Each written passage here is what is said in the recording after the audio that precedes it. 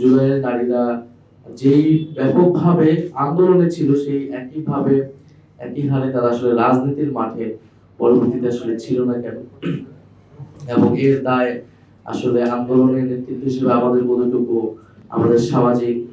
আমরা যখন সারা দেশে বিভিন্ন জায়গায় যাচ্ছি, জুলাই পদযাত্রায় গিয়েছি, তখন কিন্তু আন্দোলনকারী সে সকল বন্ধুদের সাথে আমাদের দেখা সাক্ষাৎ হয়েছে, কথা হয়েছে, এবং তাদের ভিতর কিন্তু আমরা সেই পরিবর্তনের আকাঙ্ক্ষা বা নিজেদের ভোকাল হয়ে ওঠার সেই ইচ্ছা আছে, কিন্তু তাদের নানান পারিপার্শ্বিক বাস্তবতার কারণে তারা এটা পারেনি। এবং এখানে আমাদের দলেরও নারী সদস্য ওনারা আছেন, এছাড়া নাফসিন আছে, জুমা আছে, ওনাদের অভিজ্ঞতাও ওনারা শেয়ার করেছেন। জুলাই পরবর্তী সময়ে এই জিনিসটা অনেক বেশি, এটা আগে থেকেই ছিল, কিন্তু নারীদের প্রতি অনলাইনে যে সাইবার বুলিং এবং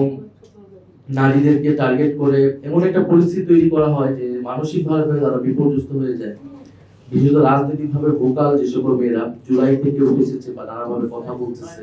কথা বলার চেষ্টা করছে বিভিন্ন ইস্যুতে, এটা দলমত নির্বিশেষে, এটা শুধু যে, কিন্তু জুলাইয়ের নারী যারা তারা তারা এটা অনেক বেশি ফেস করেছে, এবং আমাদের অনেক